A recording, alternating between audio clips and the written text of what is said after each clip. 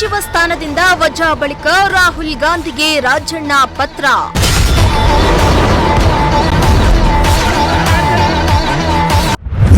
ನಿಮ್ಮ ಜೊತೆ ಮಾತನಾಡಲು ಅವಕಾಶ ಕೊಡಿ ಎಂದು ಲೆಟರ್.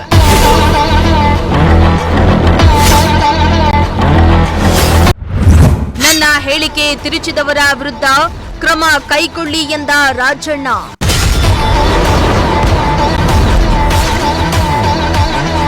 ಎಸ್ ವೀಕ್ಷಕರ, ಸಹಕಾರ ಸಚಿವರಾಗಿ ಕಾರ್ಯನಿರ್ವಹಿಸ್ತಾ ಇದ್ದ ಕೆಎನ್ ರಾಜಣ್ಣ ಹೈಕಮಾಂಡ್ ವಿರುದ್ಧ ಹೇಳಿಕೆಯನ್ನ ನೀಡಿದ್ದಾರೆ ಎಂದು ಸಚಿವ ರಾಜಣ್ಣರನ್ನ ಸಚಿವ ಸಂಪುಟದಿಂದ ಹೊರಹಾಕಲಾಗಿತ್ತು.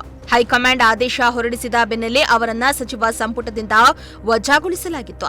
ರಾಜಣ್ಣರ ವಜಾ ಖಂಡಿಸಿ ರಾಜ್ಯದೆಲ್ಲೆಡೆ ಸಮುದಾಯದ ಮುಖಂಡರು, ಅಭಿಮಾನಿಗಳು ಆಕ್ರೋಶ ಹೊರಹಾಕಿ ಪ್ರತಿಭಟನೆಯನ್ನ ನಡೆಸಿದ್ರು.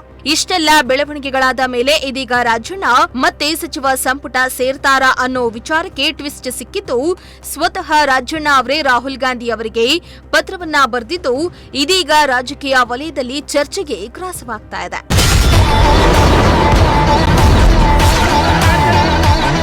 ಹೌದು, ಕಳೆದ ತಿಂಗಳ 17ನೇ ತಾರೀಕಿನಂದು ಹೈಕಮಾಂಡ್ ನಾಯಕ ರಾಹುಲ್ ಗಾಂಧಿಗೆ ಪತ್ರವನ್ನ ಬರೆದಿದ್ದು ಇದೀಗ ಎಲ್ಲೆಡೆ ಈ ವಿಚಾರವಾಗಿ ವೈರಲ್ ಆಗ್ತಾ ಇದ್ದು ಚರ್ಚೆಗೆ ಗ್ರಾಸವಾಗ್ತಾ ಇದೆ. ಇನ್ನು ಪತ್ರದಲ್ಲಿ ಅವರು ಬರೆದಿರುವಂತೆ ನನ್ನ ಹೇಳಿಕೆಯ ಸ್ಪಷ್ಟೀಕರಣ ಕುರಿತು ಈ ಪತ್ರವನ್ನ ಬರೆದಿದ್ದೇನೆ.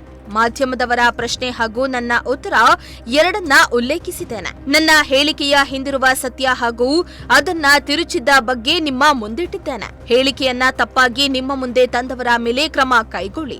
ಈ ಬಗ್ಗೆ ನಾನು ದೆಹಲಿಗೆ ಬಂದು ನಿಮ್ಮ ಜೊತೆ ನೇರವಾಗಿಯೇ ಮಾತನಾಡಬೇಕು. ನನಗೆ ಅವಕಾಶ ಮಾಡಿಕೊಡಿ. ಪತ್ರದಲ್ಲಿ ಕೆಪಿಸಿಸಿ ನೇಮಿಸಿದ ಬಿಎಲ್ಎಗಳು ತಮ್ಮ ಜವಾಬ್ದಾರಿಗಳನ್ನ ನಿರ್ವಹಿಸಿಲ್ಲ.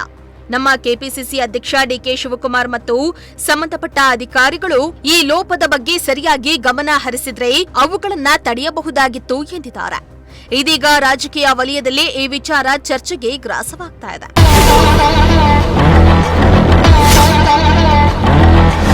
ಒಟ್ನಲ್ಲಿ ರಾಜಣ್ಣ ಈ ಪತ್ರದ ನಡೆಯು ಮಾಧ್ಯಮ ಮತ್ತು ರಾಜಕೀಯ ವಲಯದಲ್ಲಿ ಫುಲ್ ವೈರಲ್ ಆಗ್ತಾ ಇದ್ದು ಸಂಚಲನವನ್ನೇ ಸೃಷ್ಟಿಸಿದೆ. ರಾಜಣ್ಣ ಅವರಿಗೆ ಭೇಟಿಯನ್ನ ಮಾಡಲು ರಾಹುಲ್ ಗಾಂಧಿ ಅವಕಾಶ ಕೊಡ್ತಾರಾ ಇಲ್ವಾ?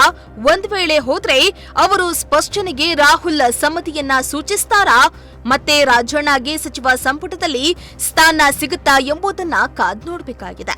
Bureau report, Prajashakti TV.